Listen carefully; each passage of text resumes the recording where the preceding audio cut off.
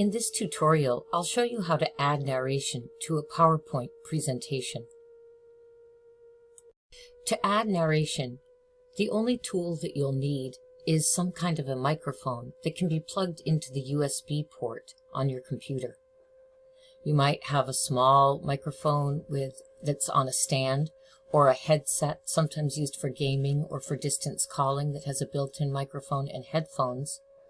Or you might have a fancier microphone for recording more sophisticated types of things like music. Any of these types of microphones will work fine for this process. And I haven't found a large difference in the quality of sound at all between these three types. So get started by plugging your microphone into your USB port. Your computer will detect the microphone and make it ready for recording your narration. Next, open your PowerPoint presentation that you would like to add narration to. I'll walk you through the steps now for adding narration. There are two parts to the process. The first is adding the actual sound or voice recording to the slide, and the second is setting up the sounds to play back in the way that you'd like them to. We're actually going to record the narrations in PowerPoint directly to the slide using the Insert tab. So you'll move up to the Insert tab here at the top of the screen. And you'll notice that over here on the right is the control for inserting audio. And if you click on the small drop-down menu, you'll see Record Audio is an option. A small box comes up, and this is actually your recorder. The red button allows you to record. The blue square stops the recording. I'm going to give you a demonstration now of that recording process. Hi, welcome to this tutorial on essential tools for remote learning. I click the blue box to stop my recording. I hit the OK button when I'm finished, and a small icon appears. This is my sound icon, and I'm going to move this icon down into the bottom right-hand corner of my screen just by clicking and dragging it. It'll make it easier to find all of the icons when you're going through the process of the playback instructions. At this point, you could, if you desired, listen to your own recording using the preview button. That's this small preview right here.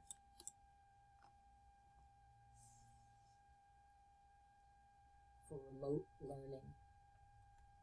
Unfortunately, my regular speaker doesn't get detected as I make these, so I've listened to it.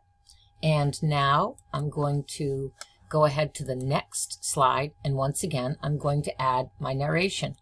I'm on the Insert tab. I go to Audio, click the small button, click Record Audio, and now click the red button to record and then the blue button to stop. The only tool that you really need for remote learning is a headset or microphone that you can use to record. A webcam is nice, but a headset microphone or a microphone of any kind will suffice. I hit the blue button to stop the recording, hit the OK, and you'll notice that the icon appears, and I move that down into the bottom right-hand corner of my screen. Now that I've added sounds to all of my slides, and I added a couple of sounds in advance here for demonstration purposes, I'm going to go back to my first slide, and I'm going to set the playback instructions. To do that, I simply click on the sound icon with my left button just once, and you'll notice that the Audio Tools is highlighted here at the top of the screen. I'm going to click Playback, and then I'm going to make two commands. One is Hide During Show. When I click that option, Hide During Show, it means that the icon won't show up during my show, so it will be hidden itself. The second and most important one here is where it says Start. I want the sound, my narration, to start automatically when each slide advances. So I'm going to click Automatically. That way, my viewer doesn't have to click another time in order to hear the narration. It will begin as soon as the slide advances. I'll go into the next slide, click, go to the playback command, again, hide during show, and click automatically. The sound will begin automatically. And I've already set up these parameters for my other couple of slides. Once you've added those playback commands, you're ready to preview your show. So you want to go to the top slide, the first slide in your presentation, and you're going to go to slideshow, and then you can preview it from the beginning slide, and you can see and hear what your slideshow will be like. Hi, welcome to this tutorial on essential tools for remote learning. Now I'm clicking. The only tool that you really need for remote learning is a headset or microphone that you can use to record. A webcam is nice, but a headset microphone or a microphone of any kind will suffice. I'm clicking again to get the next slide. Many instructors use Zoom, which is an online meeting software app, to create meetings or classrooms or classes with their students. And the last slide. A popular software tool for creating tutorials is Screencast-O-Matic. Okay, so I've checked my slideshow and everything's in working order. And now what I need to do is just remember to save it as a presentation rather than, or a PowerPoint show rather than the whole PowerPoint file. That will make it much smaller, and it will open in the presenter view so that students won't open it and see all these slides over here on the side. They'll see it as an actual PowerPoint presentation they just click through. So to do that, we're going to go to the File menu and Save As, and then I'm going to save anywhere that I like, and in this case I'll just save right onto the desktop. And you can see right now it says PowerPoint presentation, but I'm going to choose this option down here instead, PowerPoint show. Now I've saved it as PowerPoint show, and you can see it has a different suffix here. It's PPSX, and that's what I want. So now that I've saved it, I'm also going to save my regular show as it is.